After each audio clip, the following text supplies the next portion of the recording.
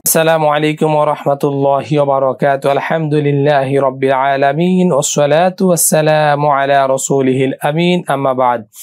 প্রিয় দর্শক, মাহে রমাদানের এই সুন্দর সময়ে আপনারা দেখছেন আপনাদের প্রিয় অনুষ্ঠান বিআরবি নিবেদিত তারাবিকে জানুন, পাওয়ার্ড বাই মুনতাহা স্টিল, সৌজন্যে বিআরবি হসপিটাল। প্রিয় দর্শক, এই অনুষ্ঠানের সহযোগী স্পন্সর হিসেবে রয়েছেন তহসিন র্যাঙ্কন রিপ্রেজেন্টেটর এবং আল আরাফা ইসলামী ব্যাংক পিএলসি। প্রিয় দর্শক, প্রতিদিন মাহে রমাদানের এই গুরুত্বপূর্ণ সময়ে আমরা কোরআনুল কারীমের এক এক পারা থেকে এক এক ধরনের আলোচনা নিয়ে আসি। আজ আমাদের আলোচনার বিষয় হচ্ছে কোরআনুল কারীমের পঞ্চম পারা। এই কোরআনুল কারীমের পঞ্চম পারার মধ্যে আল্লাহ সুবহানাহু ওয়া তাআলা আমাদেরকে কি দিক নির্দেশনা দিয়েছেন, কি মেসেজ দিয়েছেন, এবং এই কোরআনুল কারীমের কোন ঘটনা এই পঞ্চম পারার মধ্যে আল্লাহ সুবহানাহু ওয়া তাআলা বর্ণনা করেছেন, এ বিষয়ে কথা বলবো ইনশাআল্লাহ। আর এই বিষয়ে কথা শোনানোর জন্য আমাদের স্টুডিওতে আমন্ত্রিত হয়েছেন দেশের প্রখ্যাত ইসলামী চিন্তাবিদ, শিক্ষাবিদ, বিশিষ্ট আলেমে দ্বীন হাফেজ মাওলানা মারুফ বিল্লাহ। আসসালামু আলাইকুম ওয়া রাহমাতুল্লাহি ওয়া বারাকাতুহু। ওয়া আলাইকুম আসসালাম ওয়া রাহমাতুল্লাহি ওয়া বারাকাতুহু। মুহতারাম, কেমন আছেন আপনি? জি আলহামদুলিল্লাহ, আপনি ভালো আছেন? আলহামদুলিল্লাহ, ভালো আছি। প্রিয় দর্শক, মাহে রমাদানের কোরআন নাজিলের মাস, কোরআন পড়ি, কোরআন বুঝি এবং কোরআন দ্বারা জীবন গঠন করি। আমরা প্রতিদিন কোরআনুল কারীম তেলাওয়াত শুনি তারাবির নামাজে, কিন্তু কোরআনুল কারীমের অর্থ না জানার কারণে আমরা অনেকেই কোরআনুল কারীমের গুরুত্বপূর্ণ মেসেজগুলো থেকে বঞ্চিত হয়ে যাই। আজ আমরা মুহতারামের কাছ থেকে কোরআনুল কারীমের পঞ্চম পারা থেকে আমাদের দর্শকদের উদ্দেশ্যে আল্লাহ সুবহানাহু ওয়া তাআলা কি মেসেজ দিয়েছেন আপনার মাধ্যমে আমরা জানাইতে চাই। ধন্যবাদ সম্মানিত উপস্থাপক মাওলানা আহমদুল্লাহ। অত্যন্ত গুরুত্বপূর্ণ একটি কোরআন কারীমের সব পারাই গুরুত্বপূর্ণ, পঞ্চম পাড়ায় কিছু মেসেজ আমাদের জন্য গুরুত্বপূর্ণ আছে যেগুলো আমরা নেব এবং আমল করব ইনশাআল্লাহ। কোরআন কারীম তেলাওয়াতে যেমন সওয়াব, ঠিক তেমনি ভাবে মানারও গুরুত্ব রয়েছে।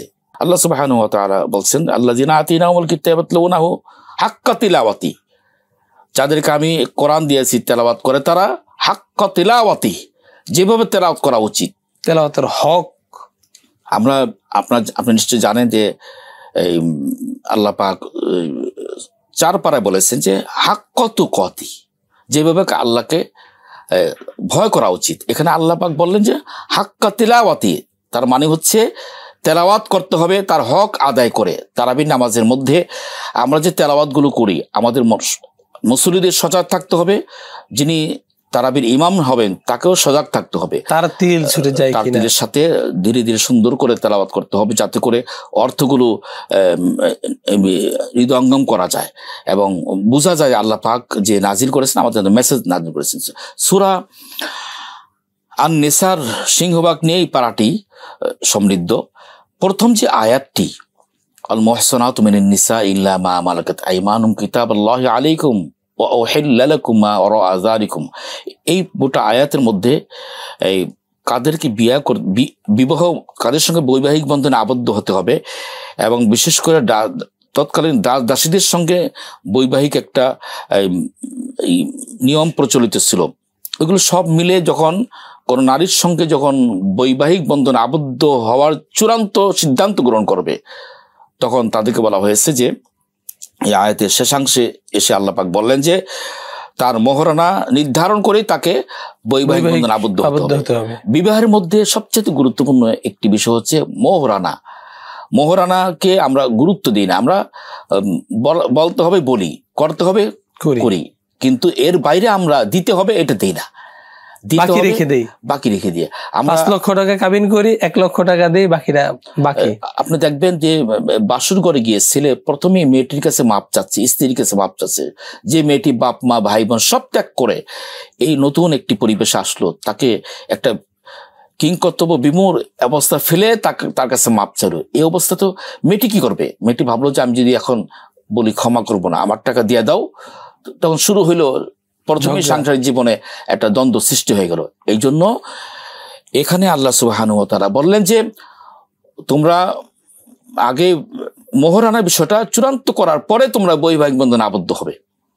সুতরাং এই বিষয়টা আমাদের লক্ষ্য রাখতে হবে যে ওয়াবুদুল্লাহ, তোমরা আল্লাহ পাকের ইবাদত করবে, ওয়ালা তুশরিকু বিহি শাইআ, আর কখনো আল্লাহ পাকের সঙ্গে ইবাদত করবে না।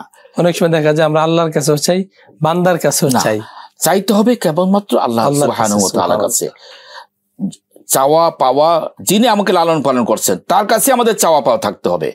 এরপর আল্লাহ পাক বলছেন অবিল ওয়ালিদাইনি ইহসানা অবিদিল কুরবা ওয়াল ইয়াতামা ওয়াল মাসাকিনি ওয়াল জারিদিল কুরবা ওয়াল জারিল জুনুবি ওয়াস সাহিবি বিল জামবি ওয়াবনিস সাবিল ওয়া মা মালাকাত আইমানুকুম। আল্লাহ পাক কতগুলো বিষয় উল্লেখ করলেন, খাত বর্ণনা করলেন যে তোমার পিতা মাতার সাথে তুমি ভালো আচরণ করবে, তোমার পড়শির সাথে ভালো আচরণ করবে, তোমার আত্মীয় নিকট আত্মীয়র সাথে ভালো আচরণ করবে, দূর আত্মীয়র সঙ্গে ভালো আচরণ করবে, ইয়েতিম মিসকিন অসহায় যারা আছে তাদের সঙ্গে ভালো আচরণ করতে হবে।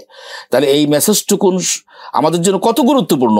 আমরা কথা কথা খারাপ আচরণ করি। মাহে রমজান আমাদের কি ট্রেনিং দিচ্ছে? মাহে মুহাম্মদ সাল্লাল্লাহু আলাইহি ওয়াসাল্লাম বলছেন যে ইযা কানা ইয়াউমু সামি আহাদিকুম ফালা ইয়ারফুস ওয়ালা ইয়াসখাফ ফাইন সাবাহু আহাদুন আও কাতালহু ফালিয়াকুল ইন্নিমরুউন সাইমুন।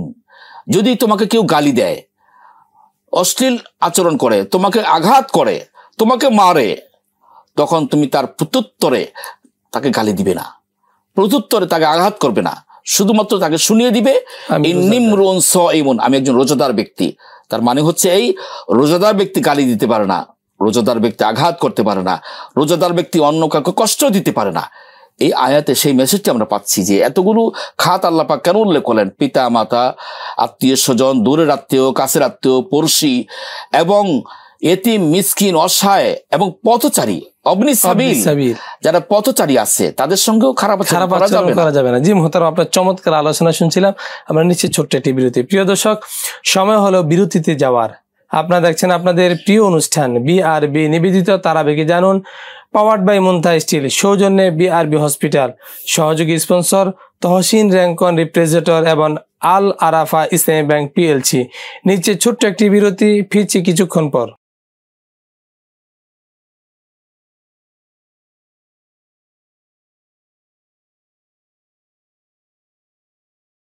প্রিয় দর্শক, ফিরে এলাম বিরতি থেকে। আপনারা দেখছেন আপনাদের প্রিয় অনুষ্ঠান বিআরবি নিবেদিত তারাবিকে জানুন, পাওয়ার্ড বাই মুনতাহ স্টিল, সৌজন্যে বিআরবি হসপিটাল, সহযোগী স্পন্সর তহসিন র্যাঙ্কন রিপ্রেজেন্টেটর আল আরাফা ইসলামী ব্যাংক পিএলসি। আমরা শুনছিলাম মুহতারামের কাছ থেকে গুরুত্বপূর্ণ কোরআনুল কারীমের তর্জমা। জি মুহতারাম, আপনি বলছিলেন কোরআনুল কারীমের ৫ম পারায় আল্লাহ তাআলা কি মেসেজগুলো আমাদেরকে জানিয়েছেন। আমরা এরপরে যে অংশটুকু আমরা এক পর্যায়ে আল্লাহ সুবহানাহু ওয়া তাআলা বললেন ইয়া আইয়ুহাল্লাযীনা আমানু লা তাকরাবুস সালাতা ওয়া আনতুম সুকারা। যখন তোমরা সুকার বলা হয় মাতাল অবস্থায়, যখন তোমরা মাতাল থাকবে তখন তোমরা নামাজের ধারে কাছে যাবে না। তার মানে হচ্ছে এই নামাজ পড়ার জন্য যে কতগুলো শর্ত আছে তার মধ্যে একটা হচ্ছে সুস্থ জ্ঞানবান হওয়া। এজন্য আল্লাহ পাক বললেন যে ওয়া আনতুম সুকারা, যখন তোমরা মাতাল থাকবে, উন্মাদ থাকবে, লা তাকরাবুস সালাহ, তখন তোমরা নামাজের ধারে কাছে যাবে না। তার মানে তোমার নামাজ। এখানে আমাদের দুইটা দর্শকদের উদ্দেশ্যে প্রশ্ন। এক নম্বর হচ্ছে, যেহেতু আল্লাহ সুবহানাহু ওয়া তাআলা যখন জ্ঞান না থাকবে, মাতাল থাকবে, তখন নামাজের ধারে কাছে না যাওয়ার জন্য নির্দেশ দিয়েছেন। এখন এই অসুস্থ ব্যক্তি নামাজের বিধান কি রয়েছে এবং অসুস্থ রোজাদার ব্যক্তির রোজার সওমের বিধান কি রয়েছে? অত্যন্ত গুরুত্বপূর্ণ প্রশ্নটি করেছেন। মাহের কোনো ব্যক্তি, আমরা এই আয়াতে কারিমা থেকে দলিল পেলাম যে কোনো ব্যক্তি যদি উন্মাদ থাকে, নামাজ কি ও আনতুম সুকারা বলে আল্লাহ পাক বুঝাচ্ছেন উন্মাদ। সে উন্মাদ যে হয় সে ভালো মানুষ না, অসুস্থ মানুষ, অসুস্থ মানসিকভাবে সে বুঝে আসতে পারছে না যে এখন কি অবস্থা। সে সূরা কেরাত ভুল করবে, নানান ধরনের সমস্যা করবে। এই জন্য আল্লাহ সুবহানাহু ওয়া তাআলা বললেন এই সময় তোমার নামাজ নেই। আর যখন সুস্থ থাকবে, অসুস্থ থাকবে, জ্ঞান পুরোপুরি আছে কিন্তু অসুস্থ, তখন তাকে নামাজ পড়তে হবে। এই পাড়ায় আল্লাহ পাক এক পর্যায়ে বলেন যখন তোমরা নামাজ শেষ করবে তখন তোমরা আল্লাহ সুবহানাহু ওয়া তাআলা বিধান পালন করবে দাঁড়িয়ে, বসিয়ে, শুয়ে। অর্থাৎ কোনো ব্যক্তি যদি অসুস্থ হয়ে যায়, অসুস্থ হলে সে যদি দাঁড়িয়ে নামাজ পড়তে না পারে বসে নামাজ পড়বে, বসে না পারলে সে শুয়ে নামাজ পড়বে, শুয়ে যদি নামাজ না পড়ে ইশারার মাধ্যমে নামাজ আদায়। বোঝা গেল নামাজ কায়জা হওয়ার কোনো সুযোগ নেই। কিন্তু এই আয়াতের শেষে আল্লাহ পাক বললেন ইন্না সলাতা কানাত আলাল মুমিনিনা কিতাবাম মাওকুতা, নিশ্চয়ই নামাজ নির্ধারিত সময় আদায় করা ফরজ। এখন কেউ যদি ফজরের নামাজ জোহরে পড়ে, এটা হবে না। জোহরের নামাজ মাগরিবে গিয়ে পড়লে এটা হবে না। ফজরের নামাজ ফজরে পড়তে হবে, মাগরিবের নামাজ মাগরিবে পড়তে হবে, এশার নামাজ এশার সময় পড়তে হবে। এই জন্য আমাদের লক্ষ্য রাখতে হবে, নামাজ যদি অনিবার্য কারণে কাজা হয়ে যায় তখন সেটা বিশেষ কারণ, অন্য অন্য সময় সেটা আদায় করে নেবে। কিন্তু ইচ্ছে মতো যে আমি এখন নিয়মিত করে নেওয়া, নিয়ম করে নেওয়া, তার জন্য জায়েজ হবে না। আল্লাহ রাব্বুল আলামিন এই যে আয়াতটা আমরা শুনছিলাম, কিছুক্ষণ পরেই এই আয়াতের মধ্যে আল্লাহ পাক বলছেন যে ওয়াইন কুনতুম জুনুবান ফাত্তাহহারু, যখন তোমরা নাপাক থাকবে তোমরা পবিত্র হয়ে নিবে। কয়েকটি শর্ত বলেন আল্লাহ পাক বললেন যে ওয়াইন কুনতুম মারদা, তুমি যদি অসুস্থ থাকো, অসুস্থ রোগী থাকো, আও আলা সাফারিন, অথবা তুমি যদি সফরে থাকো, মুসাফির অবস্থা থাকো, আও জা আহাদুম মিনকুম মিনাল গায়ত, তুমি যদি টয়লেট থেকে আসো, বাথরুম থেকে আসো, ফালাম তাজিদু মা আন, তুমি এই অবস্থায় পানি পাও নাই, তুমি যে ওযু করবে পানি পাও নাই, ফাতায়াম্মামু সাঈদান তাইয়্যিবা, তখন তোমরা এই পবিত্র মাটি দিয়ে তায়াম্মাম করবে। তাহলে আমরা এখানে একটা বিধান পেয়ে গেলাম, তায়াম্মাম বিধানটি পেয়ে গেলাম। এই 5 পারার মধ্যে অত্যন্ত গুরুত্বপূর্ণ এই বিধানটি আমরা পেয়ে গেলাম। এরপরে আল্লাহ রাব্বুল আলামিন বলছেন যে আফালা ইয়াতাদাব্বারুনাল কোরআন, কেন তারা কোরআন নিয়ে গবেষণা করে না? আফসোস করছেন যে আমি যে কোরআন দিলাম তাদেরকে, কেন দিলাম? শুধু তেলাওয়াত করে বাস রেখে দিবে, মাহে রমজানে 1 মাস রেখে দিবে, সারা 11 মাস খবর থাকবে না, এমনটি নয়। আল্লাহ পাক বললেন আফালা ইয়াতাদাব্বারুনাল কোরআন, কেন তারা কোরআন নিয়ে গবেষণা করছে না? সুতরাং আমাদেরকে নিয়মিত কোরআন নিয়ে গবেষণা করতে হবে। আজ আমাদের মুসলমান থেকে অধিক সংখ্যক বেশি যারা ইয়াহুদি অথবা অন্যান্য ধর্মাবলম্বী রয়েছে, তারা কিন্তু কোরআন নিয়ে গবেষণা করে বিভিন্ন জিনিস উদ্ঘাটন করতেছে, কিন্তু আমরা এদিক দিয়ে পিছিয়ে রয়েছি কোরআন গবেষণা করার কারণে। জি মোহতারাম, চমৎকার ভাবে আপনি বলছিলেন। আমরা বিরতি থেকে ফিরে এসে আপনার বাকি কথা শুনবো ইনশাআল্লাহ। প্রিয় দর্শক, সময় হলো বিরতিতে যাওয়ার। আপনারা দেখছেন আপনাদের সকলের প্রিয় অনুষ্ঠান বিআরবি নিবেদিত কোরআনুল কারীমের ব্যাখ্যামূলক অনুষ্ঠান তারাবিকে জানুন, পাওয়ার্ড বাই মুনতাহা স্টিল, সৌজন্যে বিআরবি হসপিটাল, এবং এটার স্পন্সর রয়েছেন সহযোগী হিসাবে তহসিন র্যাঙ্কন রিপ্রেজেন্টেটর এবং আল আরাফা ইসলামী ব্যাংক পিএলসি। নিচে ছোট্ট একটি বিরতি, ফিরছি কিছুক্ষণ পর, সঙ্গেই থাকুন।